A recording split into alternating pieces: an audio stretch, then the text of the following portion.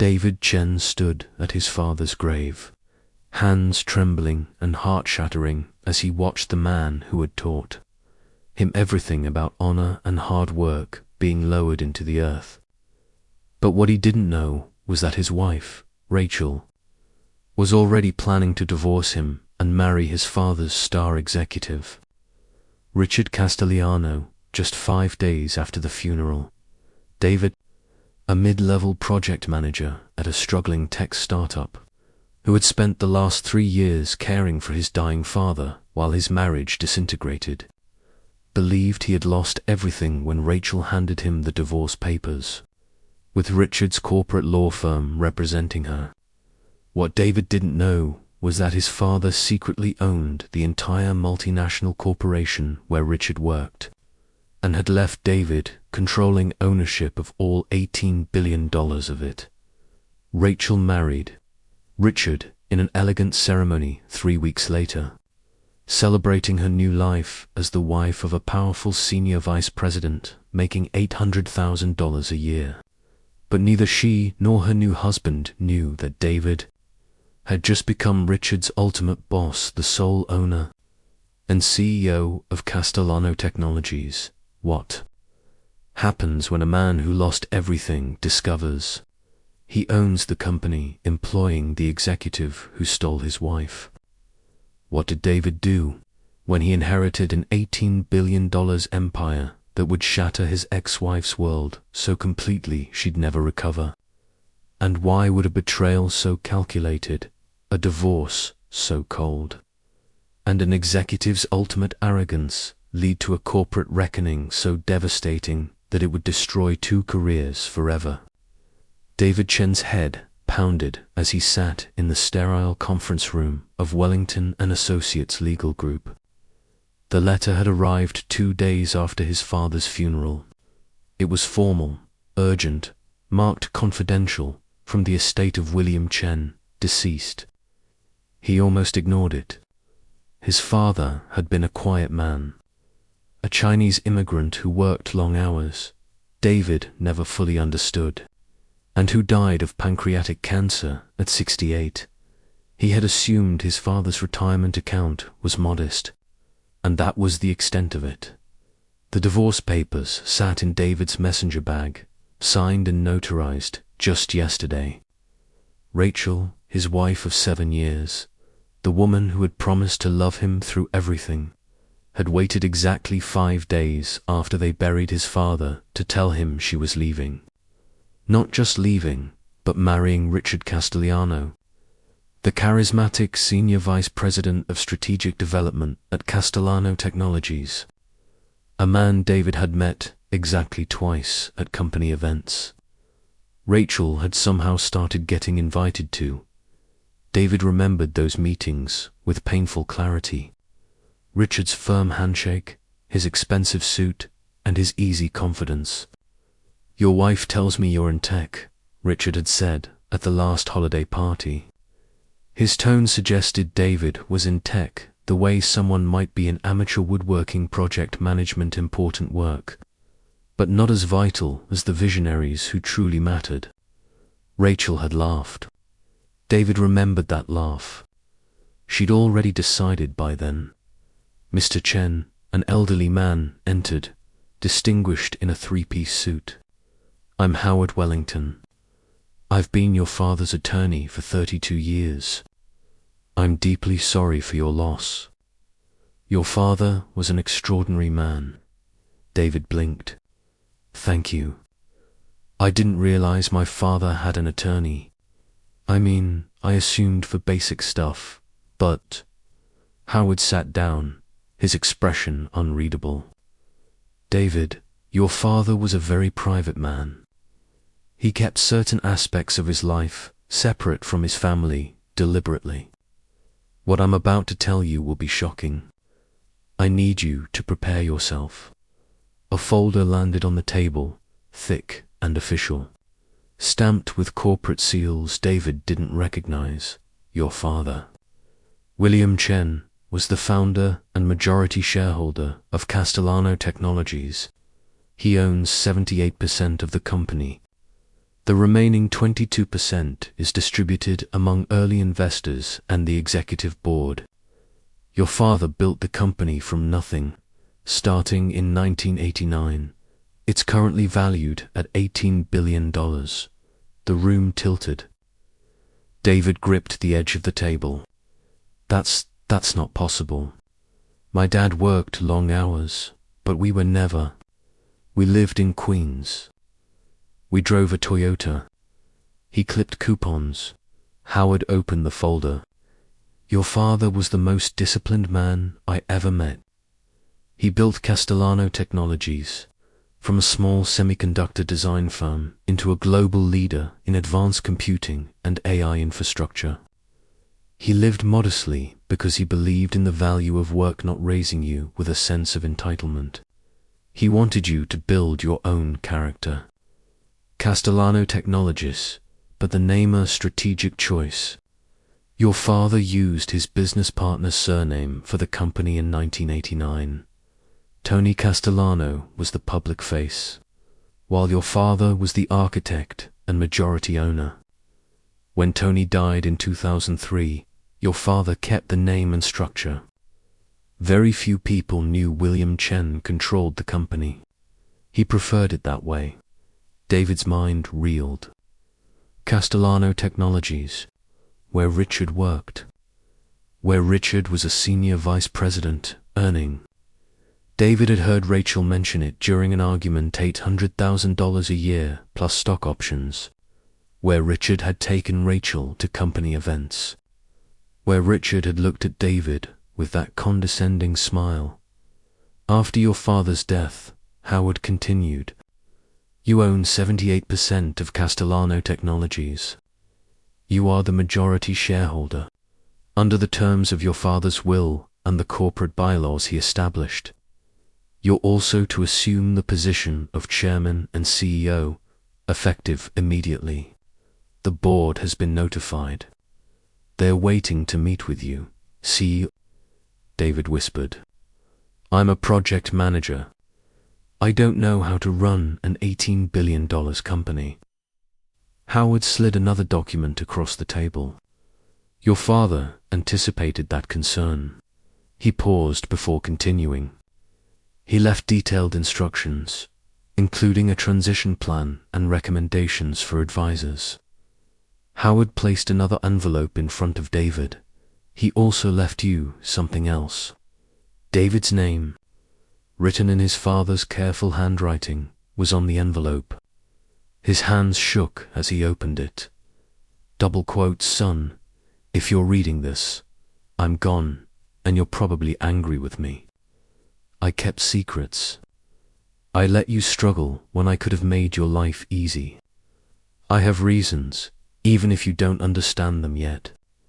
I built Castellano Technologies with nothing but intelligence and discipline. I wanted you to build yourself the same way. David blinked, his mind still reeling as the weight of his father's secrets began to settle in. What did he do now? He had inherited everything: an empire, a betrayal, and an opportunity for revenge that would leave nothing but destruction in its wake. Not with my money, not with my connections, with your own character. You became kind when you could have been. You chose integrity over You cared for me when I was dinged instead of chasing promotions. That's worth more than any inheritance. Now you have both character and resources. Use them wisely. The company is yours. You'll face people who saw you as insignificant. You'll face people who pretended to care about you, or our family while positioning themselves for advantage. You'll know who they are soon enough. Don't be cruel, but don't be weak. A CMist, be fair but firm. People will test. They'll assume you're unqualified, but you're young. Because Yaoran groomed for this. Because they didn't know what I know. That you haveth mind and heart to lead. Trust Howard. Trust the people I've marked as. Watch everyone else carefully. And remember, Power reveals character, yours and theirs. I'm proud of you. A ways was Dad. David read it 3 times, tears blurring the characters. Howard sat quietly, allowing him space to grieve. Finally, David looked up. When do I meet the board? Tomorrow, if you're ready. But first, I need to know. Has Sonyan been made aware of this? No, just received your letter 2 days ago. Howard's expression shifted subtly. I asked because your father was very concerned about people Woe might suddenly take interest in Ewan's. Your position became known. He left specific guidance about opportunist. David thought of Rachel, of the divorce paper signed yesterday, of Richard Castellano, Senior Vice President of Strategic Development, who'd stolen his wife and probably lied about it. Richard worked for Thacum Painey. David now owned. Richard worked for him. I'd like to keep this private for now, David said quietly. Howard smiled slightly. Your father predicted you'd say that. He also predicted other developments. Was your marriage stable before his illness? No. Has it ended recently? David's jaw tightened yesterday.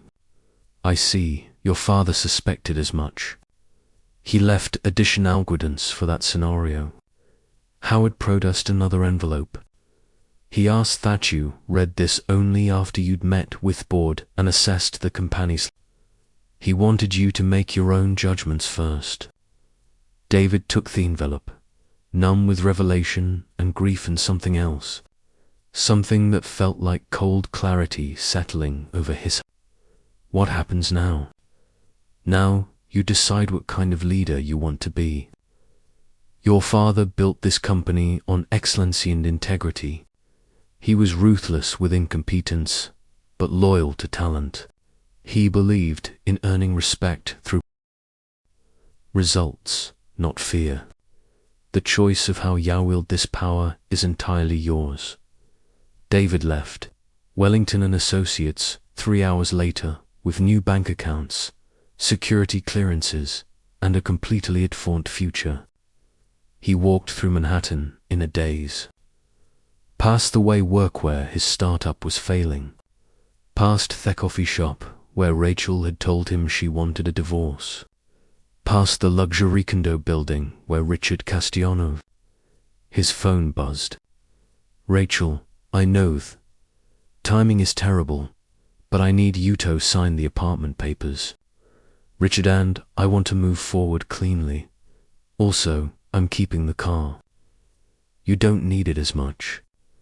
David stared at the massage, the apartment they'd shared, the used Honda Civic his father had helped him buy. Rachel was already dividing assets, already building her new life with Richard. She had no idea. Neither of them had any idea. His father's words echoed, power reveals yours and theirs. David Medea, decision. He wasn't going to tell anyone about the inheritance. Not yet. He was going to meet the board, learn its company, understand his position. And he was going to watch carefully how Richard Castellano and Rachel Chen really were when they thought David was still just a failed project manager grieving his father. Then he'd decide what Kindoff CEO William Chen's son would be. The Castellano Technologies headquarters occupied 40 floors of a glass tower in Midtown Manhattan. David had walked past it 100 times, never imagining his father owned it. He entered the lobby at 8 a.m. wearing his only good suit, the one he'd worn to the funeral, and took the elevator to the Howard Wellington met him, Barry along with Margaret Torres, the company's chief operating officer and one of the people his father had marked as loyal, Mr. Chen. Margaret said, her handshake firm, your father was the best man I ever worked for. I'm honored to help you however I can. She was 50-ish, dressed impeccably. Howard had briefed David.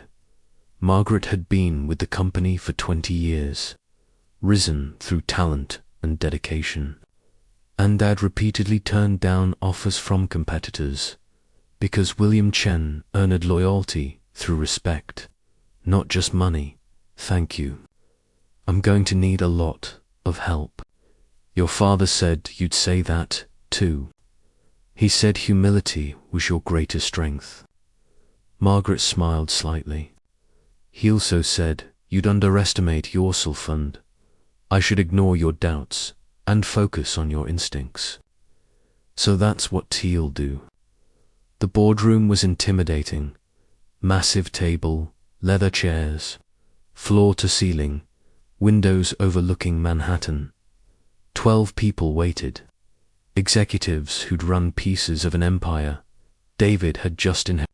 Their expressions ranged from curious to skeptical to Margaret made introductions: Chief Financial Officer, Chief Technology Officer, heads of various divisions, and then Richard Castellano, Senior Vice President of Strategic Development. Richard stood, his smile professionally warm, his hands calculated to establish dominance. Mr. Chen, pleasure to meet you. Though I'm sorry it's under these circumstances. Your father was well. We re-lion-tected directly, but his reputation was legendary. David shook his hand, noting how Richard held eye contact a bead too long, asserting presence, establishing that he belonged here, and David was the interloper. Thank you, David said simply. Richard sat back, his body language screaming confidence. He wore a suit that probably cost $5,000. His watch was a PC Philippe. Everything about him said power, success, significance. David took his father's steer at the head of the table. I know this is unusual, he began. I'm young, I'm inexperienced at this level. Many few have been with this company longer than I've been alive. I'm not going to pretend. I know more than you, or that I can step into my father's shoes immediately. He saw Richard smirk slightly, saw others exchange glances, but I am going to learn. I'm going to ask questions. I'm going to understand every aspect of this company because my father built it into something, and I intend to annoy. I'm not here to disrupt for ego or to prove anything. I'm here to lead effectively. Margaret nodded approvingly. The CFO looked cautiously. Richard's smirk remained. They spent 3 hours reviewing company. David listened more than he spoke, taking notes, asking occasional questions that surprised them with their insight. His father had taught him to think strategically, even if he'd never explained why. When they reached strategic development, Richard had a vision. The presentation was slick, impressive, full of buzzwords and growth projections. We're pioneering new market verticals, Richard explained, his tone suggesting he was educating Orchid. Leveraging synergistic partners to maximize stakeholder value while disrupting traditional paradigms. David wrote that down, then looked up. Can you explain what that means in practice?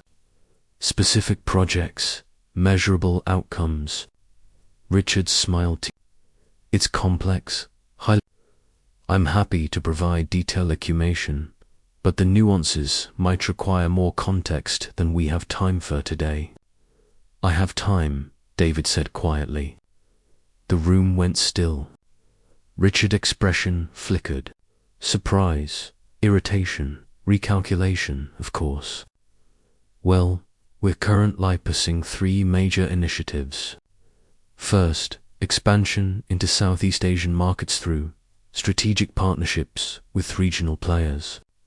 Second, development OVA infrastructure for autonomous vehicle applications. Third, acquisition opportunities in the quantum computing space. What's our current revenue from Southeast Asia? It's emerging. We're in the How much have we invested? Richard glanced at his notes. Approximately 40 million over the past 2 years. What's our projected break event? A pause. These are long. We're looking at 5 to 7 years. David nodded slowly. And the autonomous vehicle initiative cutting edge. We're repositioning ourselves as the back-end infrastructure provider for the next generation of transportation. Technology, who are our customers? We're in active discussions with several major automotive manufacturers. Which ones? Richard's jaw tightened. I can't disclose that publicly. NDAs, I'm not public. I'm the CEO and majority. The temperature in the room. Margaret hid a smile. The K vouched with interest. Of course, Richard said, his voice tight. Tesla, GM, and Ford, preliminary discussions. How preliminary early-stage exploratory. David made a note, and quantum computing. We've identified 3 targets, awaiting board approval for the acquisition proposals. How much are we proposing to spend? The packages range from 200 million to 1.2 billion, depending on the target. David set down his pen. So, strategic development has spent 40 million in Southeast Asia with no revenue yet. Is having preliminary discussions about autonomous vehicles with no customers yet. And wants to spend up to 1.2 billion on quantum computing acquisitions. What's your division's current contribution to company revenue? Richard's face flushed. Strategic development isn't a revenue division. We're investment and growth. Focused. We're building the future of the company. I see. David looked at Margaret. What was strategic development's budget allocation last year? 68 million, Margaret said, plus discretionary spending authorization up to an additional 20 million. An actual revenue generated. Strategic development is classified as an investment division. So direct revenue attribution is 0. David Sedet generated 0 revenue. Richard stood abruptly. With respect, Mr. Chen, Thesia, complex business dynamics that require deep industry knowledge to fully understand. Strategic planning operates in different metrics than operation. Your father understood that, did he? David met Richard's eyes. Because I'm looking at 3-year set reports. And every year strategic development requests more budget while providing fewer concrete results. I'm curious why. Perhaps we should table this discussion, Howard interjected. This is Mr. Chen's first board meeting. There's time for deeper dives into divisional performance later. David nodded, but his eye stayed on Richard. He'd seen something. Defensiveness, calculation, the look of a man realizing he might have to justify his value. The meeting ended at executives filed out, some introducing themselves more personally, others maintaining careful distance. Richard left quickly, his phone already to his ear. Margaret lingered. That was interesting. I made an enemy. You ask illegitimate questions. Your father would have asked the same ones. She closed her notebook. Richard Castellano has been coasting on charm and buzzwords for 2 years. Your father kept him contained, limited his budget, tolerated him because Tony Castellano's son, Richard, is Tony's nephew, by the way. Had some useful connections, but William never fully trusted him. Why not fire him? Politics. Tony's name is still on the company. Richard has relationships with some of our investors. Your father preferred to manage him rather than create unnecessary conflict, but he left you notes about every executive. Ushold read them. David spent the afternoon in his new office. His father's office, reading William Chen's private assessments office leadership team. The notes were detailed, perceptive, occasional. On Richard Castellano, ambitious but shallow. Confuses activity with achievement, good at presentations, weak in execution. Spends more time and working than working. Tolerates echoes of name and connections, but watch carefully. He's the type who will take credit for others' work and blameth them for his failures. Useful in small doses, dangerous if given real power. David sat back, his father's words confirming his instincts. Richard wasn't incompetent. Exactly, he was strategic. He knew how to look valuable while producing little. And he'd be unconfident enough to steal David's wife Becca's. He thought David was nobody. His phone buzzed. Rachel again. Can we have a dinner tomorrow? I want to make Cereathers, no hard feelings between us. Richard and I really want to stay on good terms with you.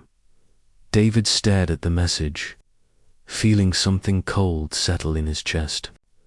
They wanted to stay on good terms. They wanted him comfortable with their betrayal, complicit in their narrative. They were all adults handling a difficult situation maturely. Rachel had met Richard at a Castellano. She told David it was a networking opportunity for her marketing career. She'd started attending more events, coming home later, David had been too consumed with his father's illness to notice her.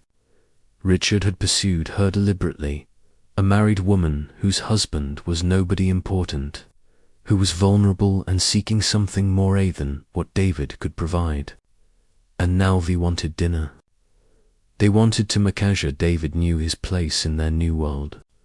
He texted back, "Sorry, busy with work stuff. We'll let you know." Then he opened his father's second letter. Theon marked, "If your marriage ended. David, if Rachel left you, I'm sorry but not surprised. I saw how she looked at things rather than people, how she measured value in dollars and status. I hoped I was wrong. I wasn't. She didn't love you. She loved the idea of buying. There's a difference. You gave her everything you had. Loyalty, devotion, care. She took it as a transaction and found that Richard Castellano, if Hess involved, is worse. He's a man who takes what belongs to others and calls it ambition. He's been positioning himself at the company for years, waiting for me to die so he could make plays for power. He thinks the Castellano name entitles him to ownership. It doesn't. Now you hold power, he wanted. You control his career, his future, his ability to maintain the lifestyle he used to lure a wife. This is dangerous territory, son. You can destroy him easily. Fire him, humiliate him. Make sure Rachel sees what kind of man she chose when his power evaporates. But I'm asking you, Tobe, smarter than that. Don't act Frominger. Act from strategy. Richard is lazy but connected. He has relationships with investors and clients that have value. Use him until you don't need him. Learn everything about how he operates. Then, when the time is right, remove him in a way that's justified and unassailable. As for Rachel, she made her. Let her live with it. Don't be cruel, but don't make her life easy. She burned a bridge. Let her discover what's on the other side when the man she chose reveals his true self. Power is coming to you. Use it wisely. Build something I'd be proud of. And remember, the best revenge is destruction. It's success. Dad, David folded the letter carefully. His father had known everything, predicted varying, and left him tools to handle it all. He buzzed Margaret. I want a complete audit of strategic development, every project, every expense, every relation. I want to know Exactly what Richard Castellano has been doing with the company's money. I'll have a forensic accounting start tomorrow. And Margaret, keep this quiet. I don't want Richard knowing he's being investigated. Her smile was sharp. Understood. 3 weeks passed. David learned the company with intensity that surprised everyone. He arrived at 6 a.m., left at midnight. He met with every division head, read every report, shadowed operations to understand implementation. He was humble but incisive, differential but firm. The executives who'd been skeptical started respecting him. Theons who'd been loyal to his father become loyal to him. The company culture shifted suddenly. People realized William Chun's son wasn't a placeholder CEO. He was actually leading. Richard noticed his confidence began fraying at the edges. David saw it in board meetings. The way Richard's presentations became more defensive, more granular, as if the way he lingered after meetings, trying to build rapport with David, suggesting lunches, mentioning his connections, reminding David of his. David remained polite, but distant, professional, but cool. Rachel texted weakly. David, respond. She started sounding frustrated. I'm trying to be mature about this. The least you could do is acknowledge that we're both moving forward. He didn't respond to that one. The forensic audit came back on a Tuesday afternoon. Margaret delivered it personally, her expression grim. Richard Castellano has been running strategic developed like a personal 40 million in Southeast Asia, 12 million went to legitimate partners exploration. The rest went to consulting fees paid to CompanionSound by Richard's friends and family, luxury, travel classified as entertainment expenses that would make a hedge fund manager blush. David read through the findings. It was worse than he'd expected. Richard had been systematically looting his division. Not egregiously enough, Totrigger automatic flags, but consistently enough to amount to embezzlement. The autonomous vehicle initiative. Margaret continued. He had one actual meeting with a Tesla engineer he met at a conference. That's it. The rest is fabrication and the quantum computing. He's been positioning himself to earn finder's fees from acquisition brokers. He doesn't care which company we buy. He just wants his cut of the transaction. This is technically, it's in gray areas. He has authorization for discretionary spending. The consulting fees went to real companies, even if they are friends doing minimal work. Thin attainment could be argued as